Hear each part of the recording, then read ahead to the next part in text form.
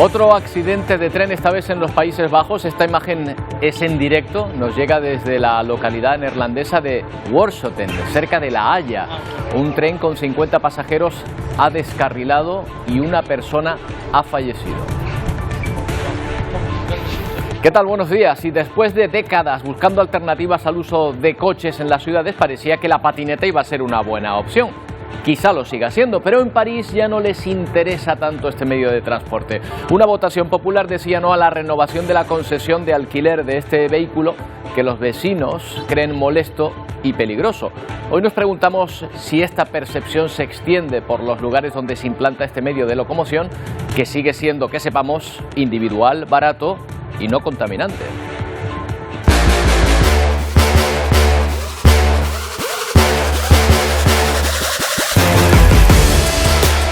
El debate coincide con un accidente mortal de un niño en una de estas patinetas en León. La desgracia ha ocurrido allí, pero desde luego no es el único vehículo que protagoniza accidentes. Los críticos con este medio de transporte advierten de la molestia a los peatones, aunque las patinetas están obligadas a circular por la calzada.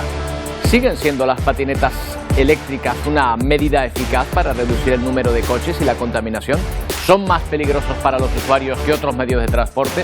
¿Cuáles son los límites para su uso? Hoy buscamos respuesta a este debate.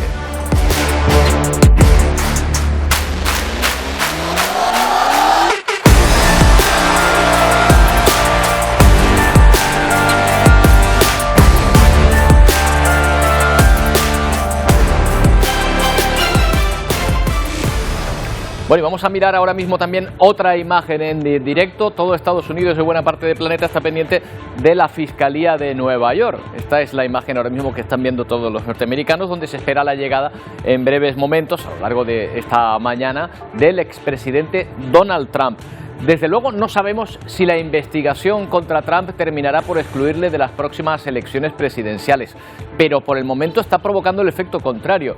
No hay campaña electoral que obtenga una repercusión mediática comparable al seguimiento que están haciendo los medios estadounidenses a este proceso del expresidente. Por ejemplo, aquí, pues la comitiva que lo acompañaba, saliendo de Miami, llegando a Nueva York para entregarse a la corte que los ha imputado por comprar con fondos de campaña el silencio de una actriz porno con la que al parecer mantuvo relaciones extramatrimoniales. ¿Puede haber un culebrón más elaborado? Bueno, y una muestra de la inseguridad ciudadana que se vive en buena parte de Centroamérica es este enorme despliegue del ejército para cumplir funciones policiales frente a las pandillas criminales o maras. Algunos países con problemas similares se fijan en la política de mano dura, aunque poco respetuosa con los derechos humanos, desplegada en El Salvador por el gobierno de Bukele, y ven en ella la receta para recuperar la seguridad ciudadana. Fíjense que Honduras registra una media de 10 homicidios cada día.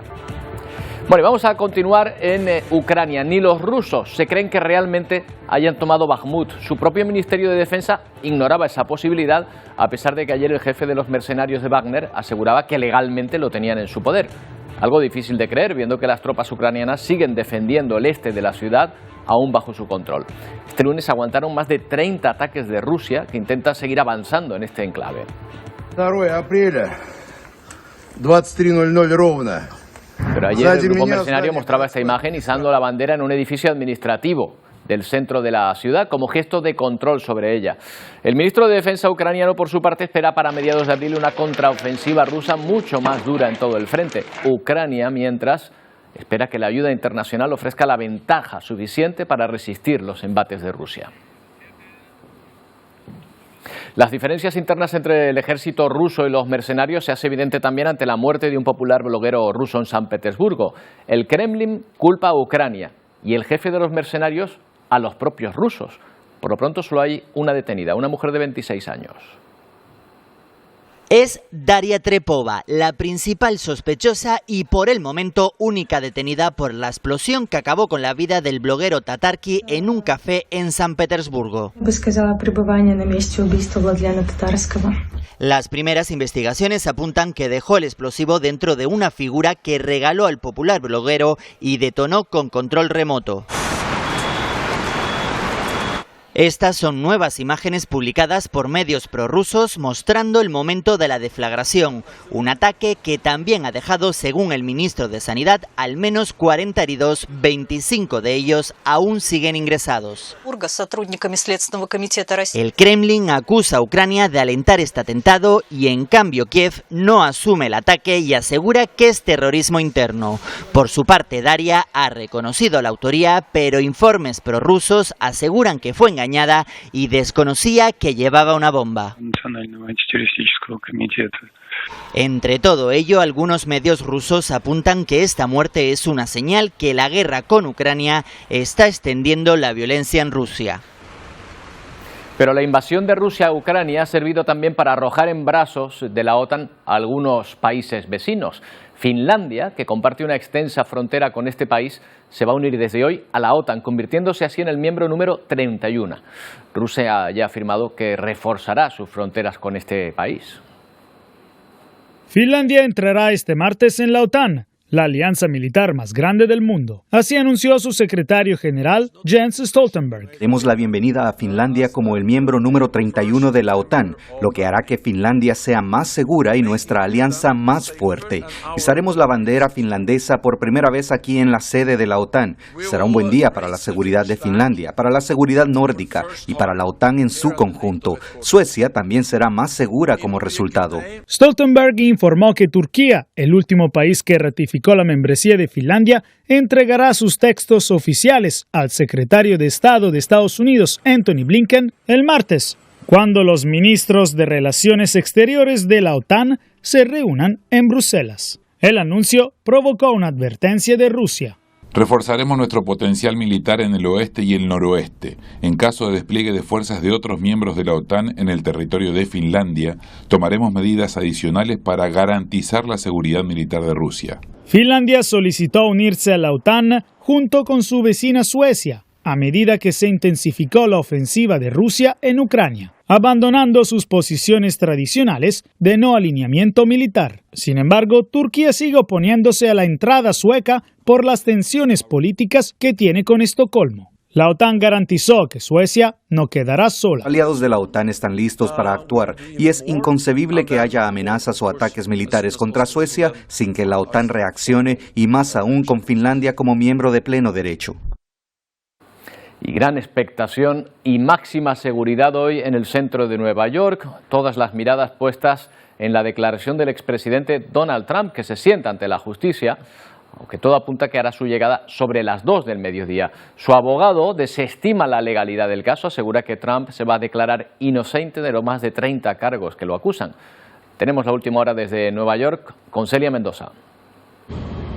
Aumenta la expectativa a medida que se acerca la hora para que llegue a esta corte del condado de Manhattan el expresidente de los Estados Unidos, Donald Trump, quien se estará presentando ante el juez Juan Merchan a las 2:15 de la tarde. Se le leerán los cargos, se espera que sean alrededor de 30 cargos, los cuales enfrentaría. Su defensa ha dicho que los pelearán y él se declarará no culpable de los mismos. Mientras tanto, el perímetro se mantiene para conseguir que haya seguridad máxima antes de su arribo y durante esta sesión en el piso número 15 de este edificio. Se le tomarán las huellas digitales, no se sabe si se le tomará una fotografía, pero sí está claro que no entrará esposado.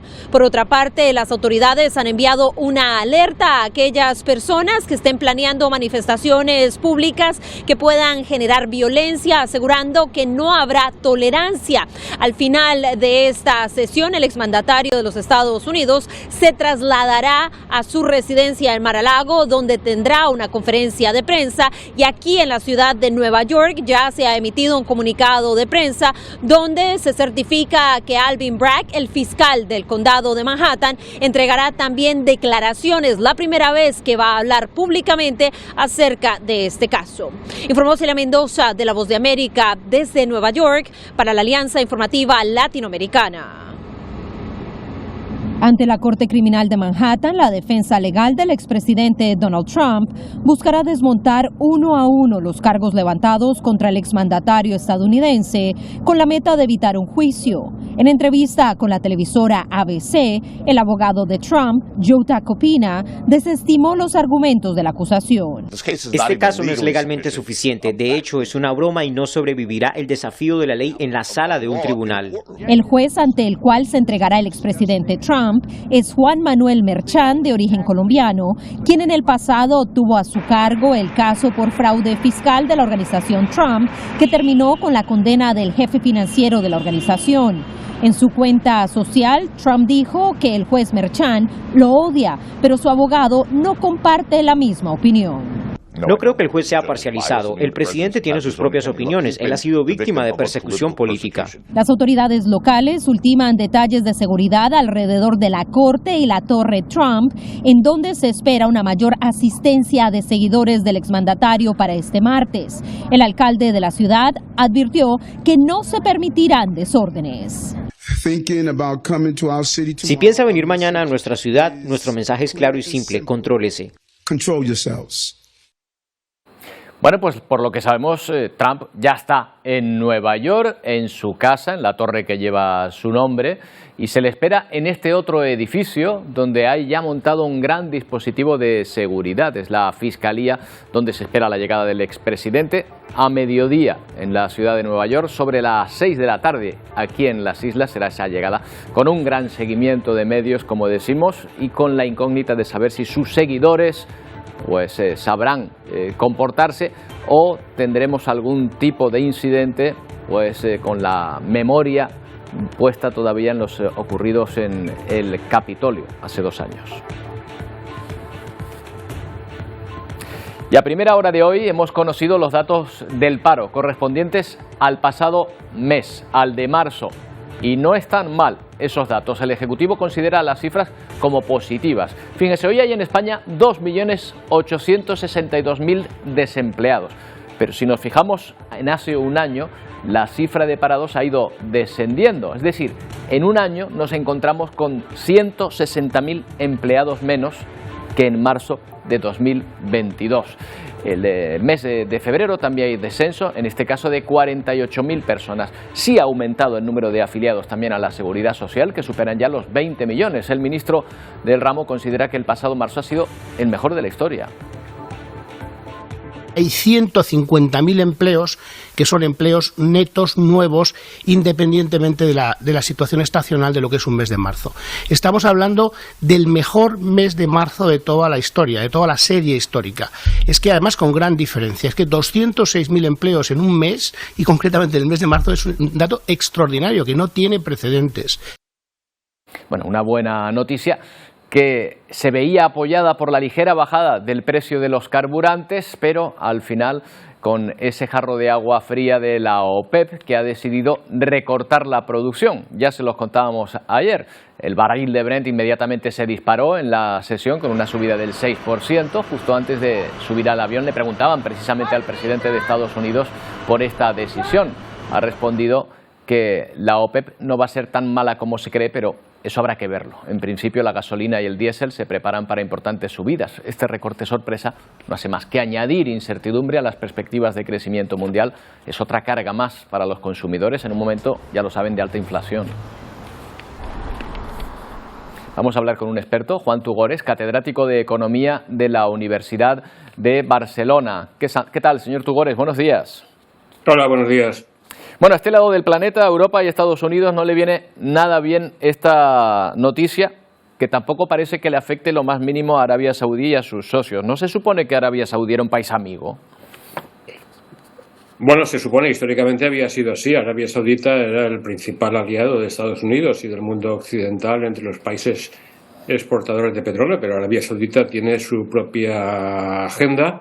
Y la decisión de ayer de este recorte drástico en la producción se interpreta precisamente en el contexto de las dinámicas cambiantes en las coaliciones geopolíticas a nivel mundial. Por resumirlo, los tres principales países productores de petróleo en este momento son Estados Unidos, gracias a las técnicas del fracking, Arabia Saudita, que dando una patada en el suelo sale petróleo y muy barato, y Rusia. Y entonces, en estos tres grandes contendientes, las coaliciones de 2 contra 1, las alianzas cambiantes, han sido frecuentes en los últimos años. Es cierto, como usted decía, y que históricamente Arabia Saudita había sido más sensible a los intereses del mundo occidental, pero desde hace ya algún tiempo, pues Arabia Saudita juega su propia agenda, y por eso el concepto que se está deslizando en estas noticias de los últimos tiempos es el concepto de OPEP Plus, con el signo más detrás, OPEP Plus, hace referencia a que en ocasiones el bloque que lidera Arabia Saudita y el bloque que lidera Rusia se ponen de acuerdo, normalmente para lo que pasó ayer, para recortar la producción y así elevar el precio del petróleo y obtener unos ingresos que necesitan por la venta de este producto que continúa siendo esencial para el funcionamiento de la economía mundial. Por tanto, son coaliciones cambiantes en un mundo geopolíticamente complicado. Claro, también es verdad que la demanda venía bajando últimamente. O sea, esto es una respuesta también ante una demanda menor de petróleo. ¿Por qué se estaba produciendo esta baja demanda, esta menor compra de petróleo?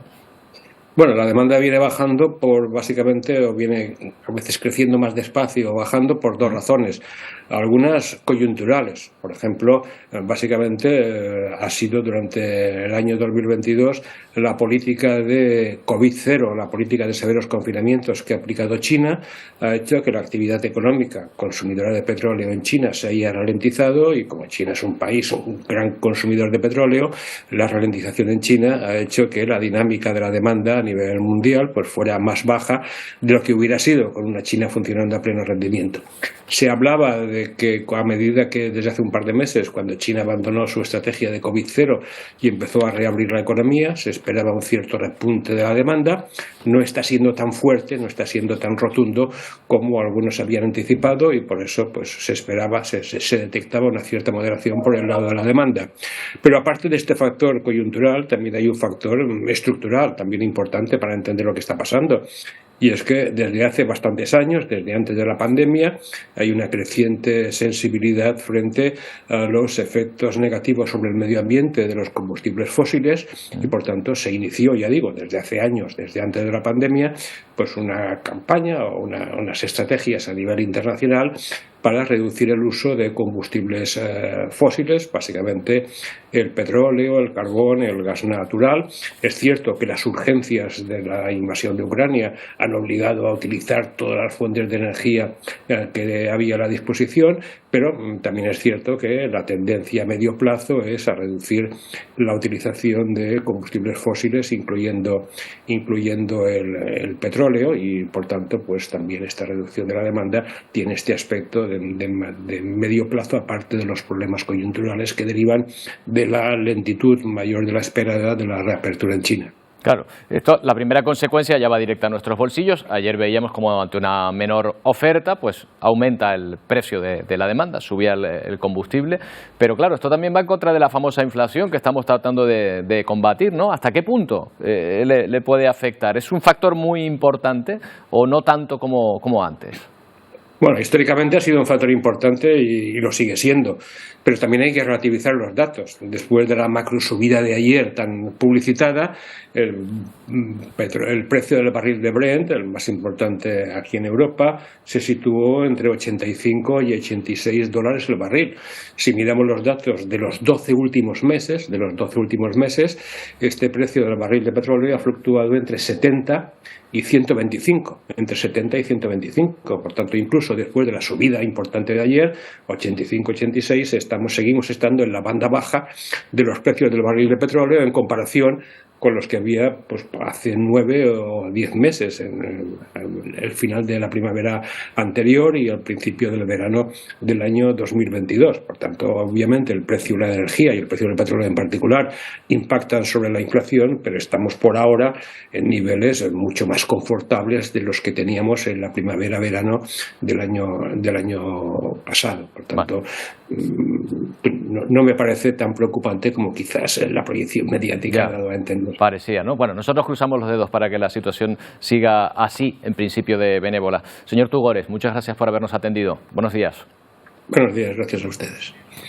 Bueno, en Latinoamérica crece la inseguridad, sobre todo en los países de Centroamérica muy cercanos a Salvador, donde las maras y las pandillas están haciendo sufrir a la población. Mire, Honduras, por ejemplo, ha preparado este despliegue enorme del ejército para que luche como policía contra este fenómeno de las maras, tal y como ha hecho su vecino El Salvador. Esta estrategia fue adoptada por el gobierno ante la presión de empresarios, transportistas, medios gubernamentales por el promedio insoportable de muertes en este país. 10 homicidios diarios de media. Estas nuevas operaciones se van a prolongar durante 6 meses. Son medidas que han sido duramente cuestionadas por la ONU. Autoriza la tenencia y porte de armas de uso civil para defensa personal. Bueno, otro país de la zona, Ecuador, que va a permitir el uso de armas. El presidente Guillermo Lasso, ahí lo veían, dice que para combatir la inseguridad y el crimen organizado va a permitir la tenencia y el porte de armas, así como el uso de aerosoles de gas pimienta. Ha determinado además el estado de excepción en la provincia costera de Guayas con un toque de queda de 1 a 5 de la mañana. El presidente relaciona la violencia con las bandas de narcotraficantes.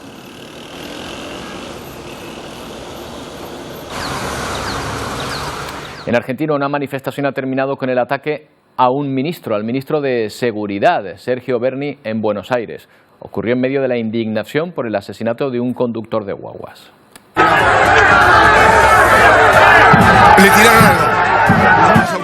Bueno, pues decenas de conductores de guaguas protestaban por la inseguridad que están sufriendo, exigiendo medidas para evitar que la situación se repita.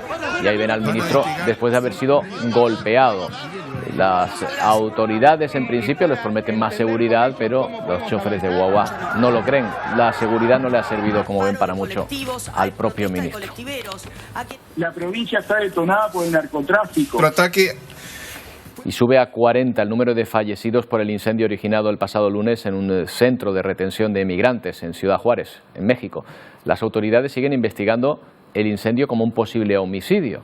Mientras tanto, se registra casi una veintena de hospitalizados con graves quemaduras y problemas respiratorios. Uno de los supervivientes explica cómo tuvo que introducir su cara en un retrete para evitar las llamas.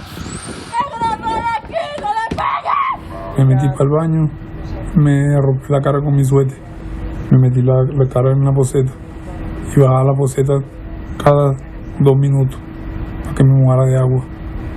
Y de ahí esperé 15 minutos que esperé a los bomberos. Bueno, pues imagínense la angustia sin poder salir, encerrados en medio de las llamas.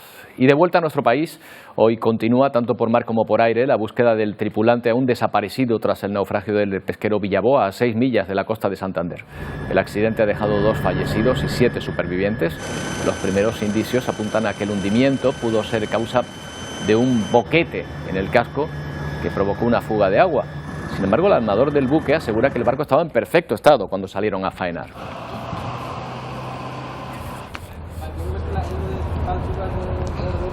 Bueno, vamos a hacer una pausa y volvemos mirando a uno de los lugares que hoy van a ser noticia, sin duda.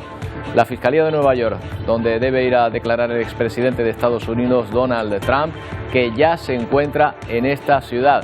Se cree que llegará sobre las 2 de esta tarde, hacia las 6 de la tarde, hora canaria aproximadamente.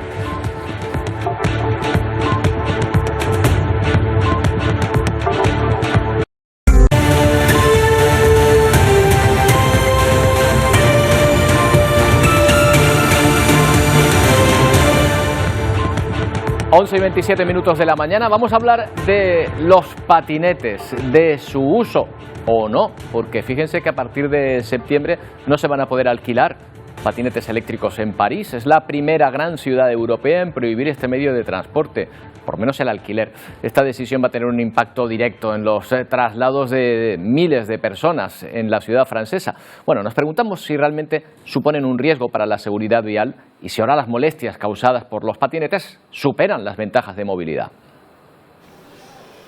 Los parisinos rechazaron renovar los contratos de las empresas que alquilan patinetes tras un referéndum celebrado por el ayuntamiento. A partir de septiembre dejarán de funcionar los 15.000 patinetes compartidos que circulan en la ciudad francesa desde 2018. Sus detractores recuerdan que fueron los responsables de 3 muertes en 2022 y más de 400 heridos. En España, este tipo de siniestros dejó 13 fallecidos el año pasado, más del doble con respecto a 2021. Este residente de 47 años cuenta que él mismo votó en contra a pesar de que él tiene uno. C'est 20.000 habitants au kilomètre carré à Paris, une capitale comme Madrid.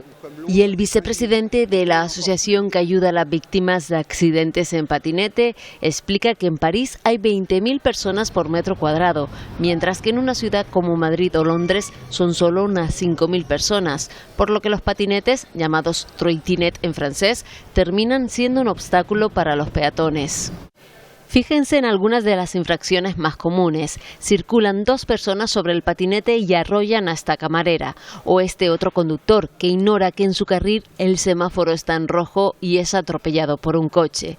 Su uso también plantea dudas sobre las ventajas ecológicas. Aunque no emiten gases nocivos para el medio ambiente y contaminan 3 veces menos que el coche, cada ejemplar lleva implícita una huella de carbono desde su fabricación hasta el desguace.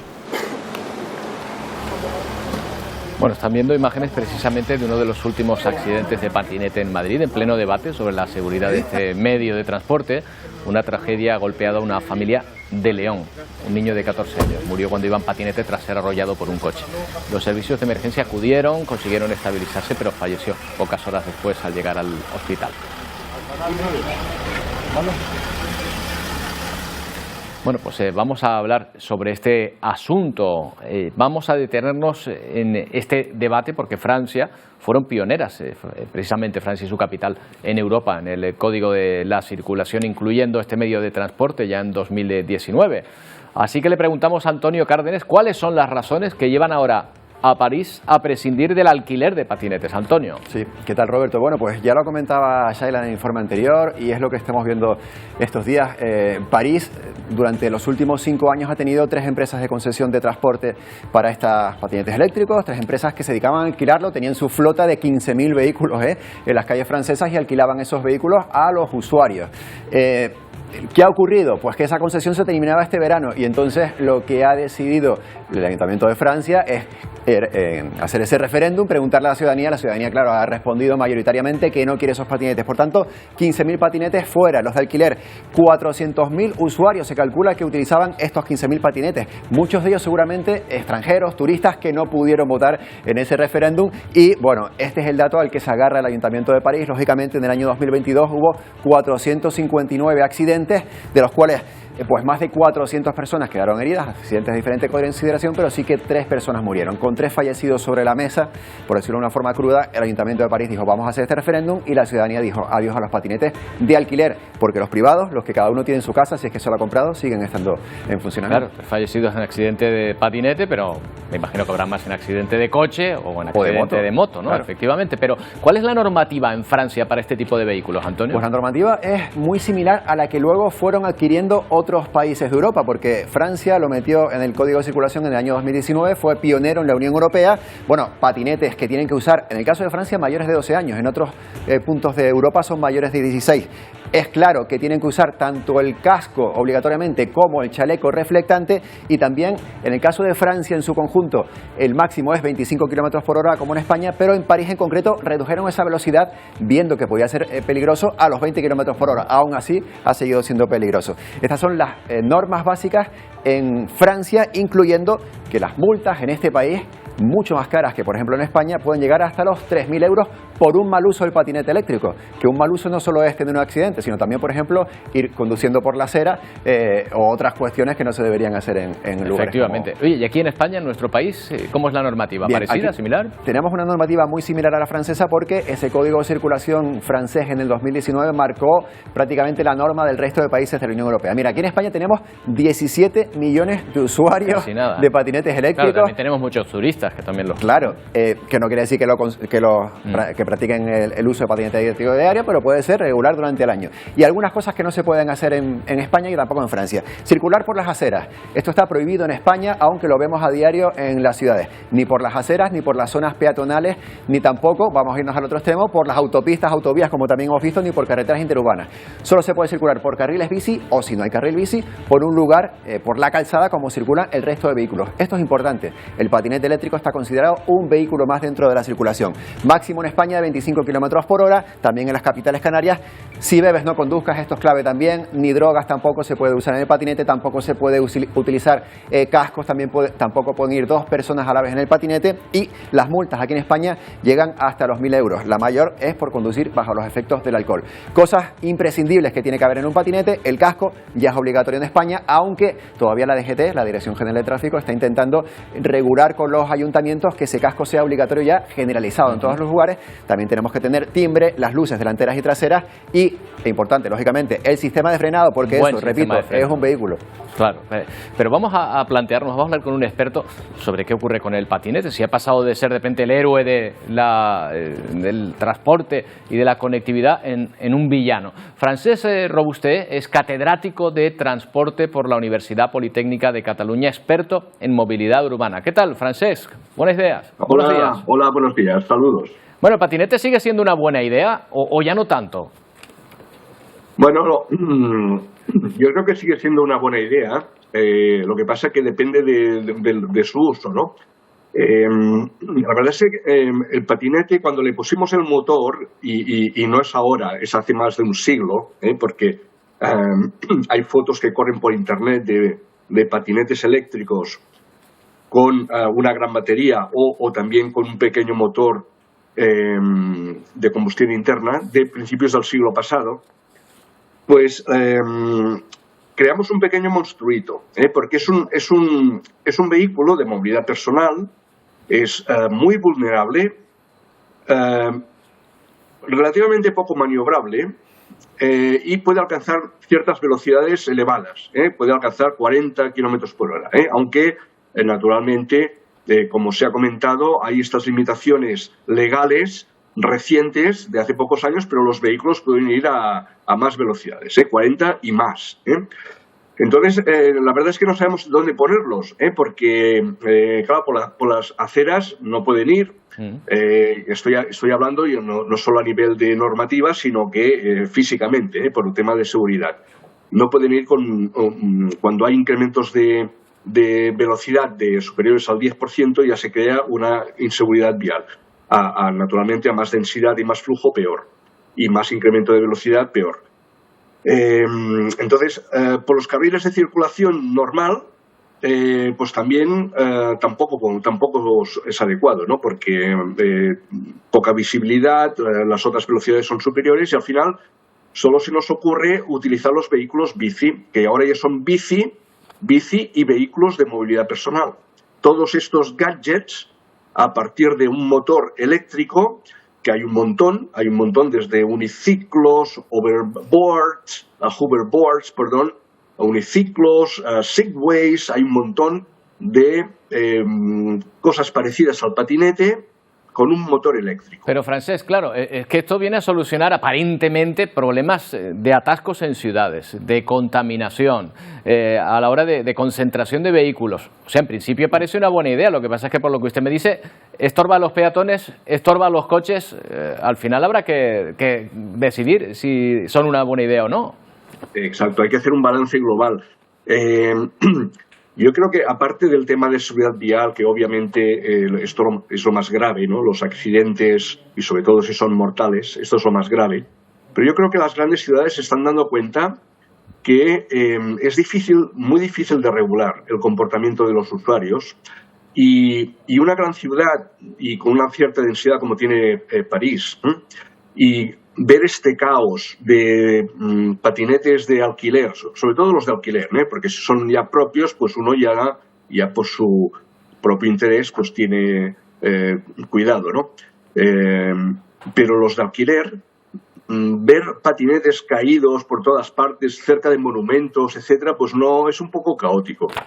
Por tanto, yo entiendo esta votación tan, digamos, clara en contra de estos patinetes de alquiler. Al final, dices, viene a sustituir, bueno, un poquito, es un porcentaje muy pequeño de los usuarios comparado con el metro, con el transporte público, los autobuses. Son porcentajes muy pequeños. Estamos viendo, Francés, y es más bien una movilidad de ocio, es de turistas, y al final este tipo de personas, pues a lo mejor no cuida el civismo como debería. Estamos viendo que Francia fue pionera en su momento de incluir este uso de patinetes en el Código de Circulación y ahora está retirando los de alquiler, por lo menos. En España vemos cómo hay sanciones para todo, igual que el que incumple una norma de tráfico conduciendo un coche, pues también hay una equivalente para los patinetes eléctricos. ¿Seguirán otras ciudades españolas, incluso Canarias, en las dos capitales canarias hay patinetes eléctricos? ¿Seguirán esa línea marcada por París o allí la situación es diferente? Bueno, por ejemplo, yo os puedo decir que en Barcelona jamás se ha permitido. Hay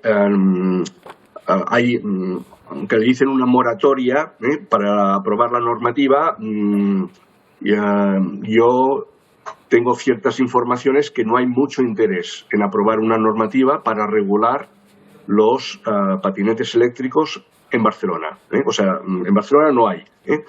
En Madrid sí que hay, y en muchas otras ciudades, y yo creo que esta posición de París nos puede hacer reflexionar a todas las ciudades, ¿no?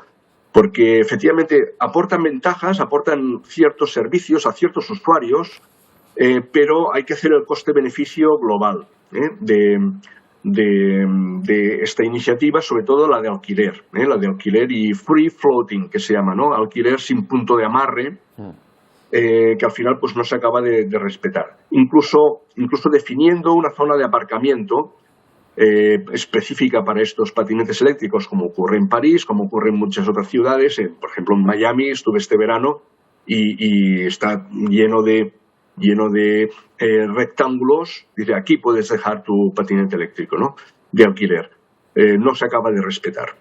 Bueno, pues Francesc, parece que el debate está abierto ahí y que, bueno, hay tantos argumentos a favor como en contra. Ahora tendrá que ir decidiendo también cada ciudad en la medida de sus competencias si fomenta este medio de transporte o no. Seguiremos atentos. Francesc, gracias por atendernos. Nada, encantado, adiós. Bueno, pues nada, Antonio, tú coges tu patinete ahora y sigues, ¿no? Bueno, vamos a hablar de otro asunto serio, muy serio esta vez, por el descarrilamiento en Países Bajos de otro tren que además ha provocado una muerte y 30 heridos.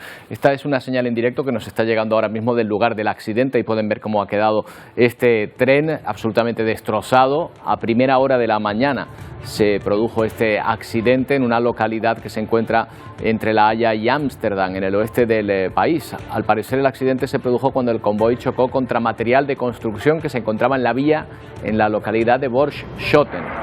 Varios de los vagones quedaron fuera de las vías, el tráfico de trenes se ha suspendido.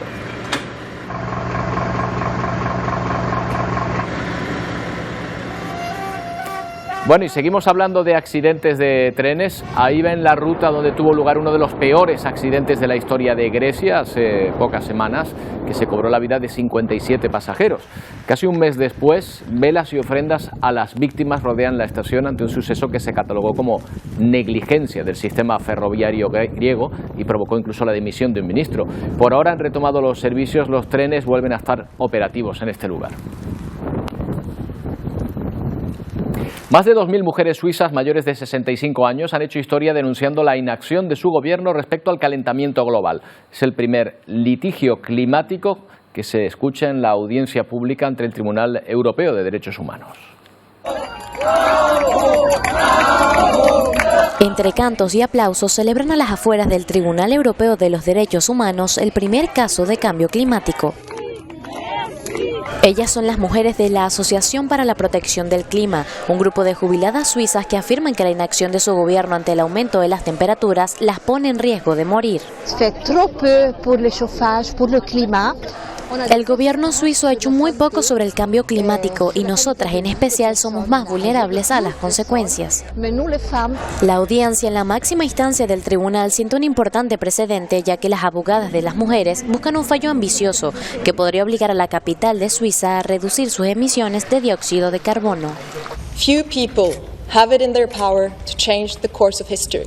Pocas personas tienen el poder de cambiar el curso de la historia. Los hechos son simples. Las emisiones de gases de efecto invernadero provocan calores extremos que matan. La decisión sobre si la acción contra el cambio climático es una cuestión de derechos humanos podría ser crucial para futuros casos. Mientras tanto, este ha sido acelerado y se espera un veredicto a finales de año. Bueno, justo al mediodía llega Ponte al Día en una nueva edición. Wendy, Pedro, ¿qué tal? ¿Con qué contenidos? ¿Qué tal, Roberto? Buenos días. Hola, Roberto, ¿qué tal? Buenos días. Pues arrancamos también abordando ese nuevo dato que hemos conocido del paro del mes de marzo, baja el número de desempleados, pero vamos a darle otro enfoque, y es que cada vez son más las personas que tienen que recurrir al dinero fácil, rápido, pues para afrontar gastos inesperados que nos pueden surgir y nos pillan por sorpresa. Por ejemplo, pues las tarjetas revolving, pedir crédito o simplemente pues vender algunos artículos como el oro, y ahí precisamente nos vamos también a centrar. ¿Sale rentable invertir en el oro? Y por otro lado, esto de conseguir dinero rápido, pan para hoy, hambre para mañana, ¿cuáles son las consecuencias?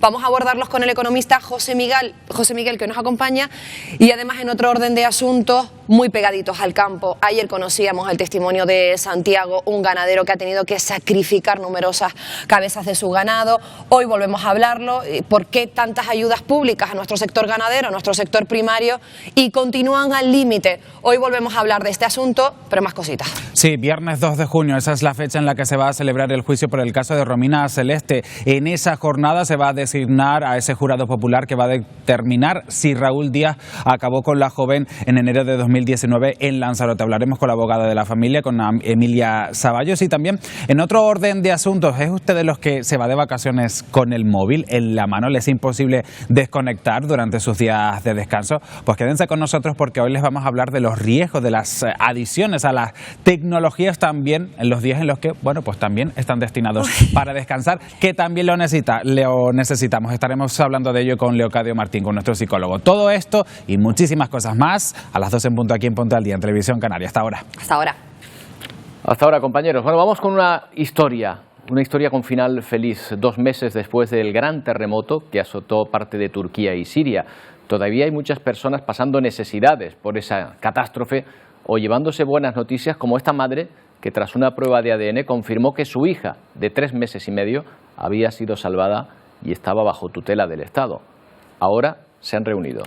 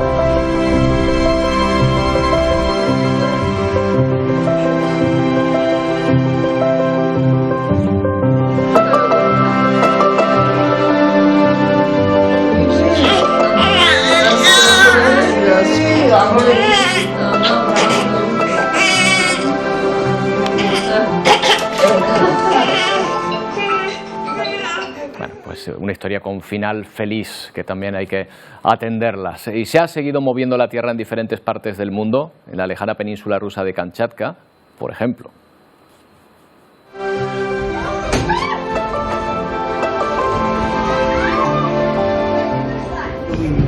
No ha sido un movimiento menor, 6,9 de magnitud. Las autoridades confirmaron muy rápido que no se habían producido grandes destrozos y tampoco víctimas. Además, se desactivó la alerta por tsunami.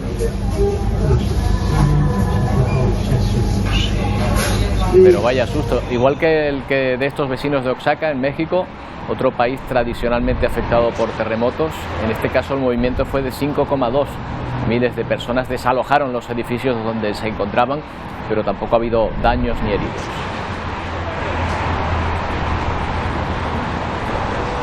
Bueno, nos vamos ahora hasta el estado de California. Ya hay datos comparativos del tiempo. Emilia, ¿qué tal? Buenos días. Tan extremo que han tenido en ese lugar, en ese estado de Estados Unidos. ¿Qué tal? Buenos días, Roberto. Sí, ya hay comparativas. Y es que después de 3 años de sequía, con la cantidad de tormentas y de nieve que han tenido en las últimas semanas, pues se han registrado hasta un 237% más de nevadas que en todos los años que hay registros, desde 1950. Nunca había nevado tanto en California. Nunca había nevado tanto en este estado. Es por eso que también aquí en el Atlántico Noticias lo hemos ido contando a lo largo de las semanas, porque la verdad es que llegaban imágenes impactantes. Y es que es un estado que habitualmente sufre bastante de la sequía. Bueno, pues esta nieve puede garantizar esta próxima primavera y también el próximo verano. Por lo menos durante estos meses van a estar algo más tranquilos. Ahí están haciendo las mediciones y ya te digo que son 237% más de lo que nieva habitualmente. Y estas tormentas que entran por el oeste salen por el este, muchas de ellas. Y fíjate en la tormenta que vamos a ver ahora en Nueva York, en Manhattan. Un rayo impacta directamente en la Torre de la Libertad y lo tenemos en el edificio del One World de Trade Center. Esa tormenta eléctrica que durante las últimas horas ha afectado a esta zona, pues impacta directamente. Ojo que no es la primera vez que pasa, que suele ser habitual porque es ahora mismo el más alto de Nueva York. El más alto, y los rayos van generalmente a las partes más altas, en este caso a esa antena. El estruendo no te lo quita nadie, ahora sirve para que no afecte a el área colindante, para que no le llegue a más personas. Y hablábamos de récord de nieve, también vamos a hablar de otro récord, pero un récord de pesca, porque se ha logrado pescar al pez a la profundidad más absoluta que se conoce en la Tierra. Se llama el pez caracol, lo estamos viendo ahí en pantalla. Es un proyecto de investigación de la Universidad de Australia y también de Ciencias Marinas de Tokio, y lo han pescado en la fosa de Tokio, que se llama Isuogasawara, a 8.336 metros de profundidad. Yo, cuando vi la noticia, me pregunté, ¿cuánto nylon se necesita para llegar a...? Oye, pero eso es un rape, ¿eh? Eso... Se parece, ¿verdad? Con eso se hace un arrocito. En fin, ahí está. Yo creo a esa profundidad también hay pescado de este tipo. Yo creo que este no lo van a destinar a la alimentación, sino más bien a la investigación, porque es la primera vez que se captura un ejemplar como este. Venga, y seguimos, y lo hacemos también en el mar, pero con la mala mar. Fíjate cómo están las olas batiendo en Río de Janeiro. Se ha decretado todas las alertas, hay olas de más de 3 metros y claro, el mar es traicionero, la gente se acerca a ver el mar y cabe la posibilidad de que una ola te arrastre, como le ha pasado a este señor que ha tenido que ser rescatado in extremis a punto de ahogarse en esta playa de Río de Janeiro. Bueno, ha tenido final feliz, pero fíjate en ese surfero que esa es otra cuestión. Se adentran, se arriesgan y lo peor o lo mejor que te puede pasar es que salga con la tabla rota. Que lo único que se rompa, con vida, pero con la tabla rota. Pero fíjate en qué momento se lleva todo eso por delante. Es lo único que se rompa sea esa tabla, efectivamente. Bueno, mira, y muy preocupados, Roberto. Yo pensé que iba a la luna ya. No, todavía no. Muy preocupadas están aquí en Colombia. Este es el Nevado del Ruiz. Es uno de los volcanes más temidos de todo el planeta. Mira, lleva 10 años emitiendo ceniza, pero lo cierto es que en los últimos días la sismicidad ha aumentado a tal magnitud que se han registrado más de 10.000 terremotos y esto ha provocado que se eleve la alerta a naranja. Ya han empezado a evacuar, fíjate, sitios de alta amenaza volcánica. Ya han empezado a evacuar a 40 familias de este lugar, de Tolima, y se cree que en los próximos días o en las próximas semanas la erupción sea inminente. De hecho, ya se han suspendido las clases para después de Semana Santa, por lo menos de forma presencial. Recuerda que este volcán generó una gran tragedia en 1985 con 25.000 personas. No sé si recuerdas a aquella niña Omaira que todos vimos como al final no pudieron terribles rescatar. Imágenes, efectivamente. Bueno, vámonos a la Luna, ahora sí. Ahora sí, porque ya se conocen que 4 personas van a ir en el proyecto, en el Artemis 2. La semana pasada hablábamos del Artemis 1 que traía a la oveja Shaun, ¿verdad? Que había dado la vuelta. Bueno, pues ahora hay 4 astronautas elegidos, entre ellos una mujer por primera vez en la historia, que van a estar no van a lunizar, pero sí van a dar durante 10 días vueltas a la Luna para ver que todo funciona, para comprobar que los sistemas funcionan, porque de lo que se trata es que al final de esta década llegue el Artemis 3 y pueda servir para hacer una base ahí en la Luna que nos permita ir de allí, hacer una escala y de allí ir a Marte. ¿Qué te parece? Oye, Qué cinematográfica la presentación, ¿no? Estoy viendo que los americanos saben hacer las cosas. Claro, como una película, una película.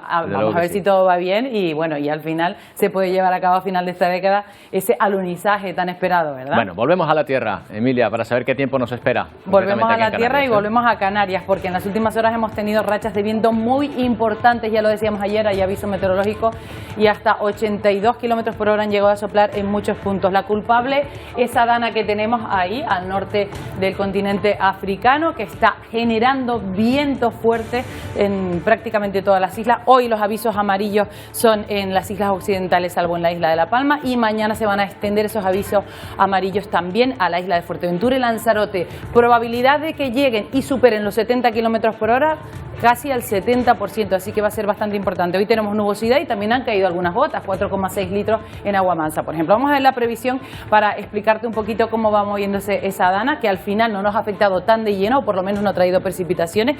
Ves que llega hasta la isla de Lanzarote, pero luego retrocede y se va hacia el noroeste del continente africano. Ahí se va a quedar, van a ir disminuyendo los vientos, también va a ir aumentando un poquito la temperatura. Las previsiones de lluvia, bueno, no esperábamos tan poca lluvia, es verdad que esperábamos un poquito más, pero bueno, algo ha caído y algo va a caer de aquí al jueves. El jueves se limpia todo, hay que decirlo también, que estamos en plena Semana Santa, pero sí es verdad que durante las próximas horas pues podrían caer algunos litritos, 16 litros por metro cuadrado, 17, poco importante, y también afectando a las islas orientales, que no se olviden que la Adana la tienen muy cerquita por allí. Así que la previsión para mañana, lo que cabe esperar es que tengan en cuenta los avisos por ese viento fuerte con nubosidad al norte, posibilidad de precipitaciones, no van a ser muy importantes, pero sí que pueden caer. El ambiente más despejado estará en el sur, viento de hasta 70 kilómetros por hora, que podrían ser superados en un 70% de probabilidad, con una situación marítima también, porque hay aviso costero, sobre todo en las islas occidentales y especialmente en la isla de La Gomera, con fuerza 7, también rachas superando los 60 kilómetros por hora. Mucha precaución. Esta es la previsión para mañana. Que no se la crea, que se suba un globo y lo compruebe. Que se suba un globo y lo compruebe. Sí, porque... Yo no me subiría un globo con el viento. Bueno, con el viento aquí no, pero miren, en Polonia parece que no tienen ese problema y este fin de semana han celebrado un encuentro de globos, concretamente en la localidad de Białka, no muy lejos de las montañas, como van a ver. 30 globos se dieron cita en este lugar, disfrutando de la jornada y dejándonos estas bonitas imágenes con las que nos despedimos hasta mañana. Una nueva edición a partir de las 11 de Atlántico Noticias. ¡Feliz día!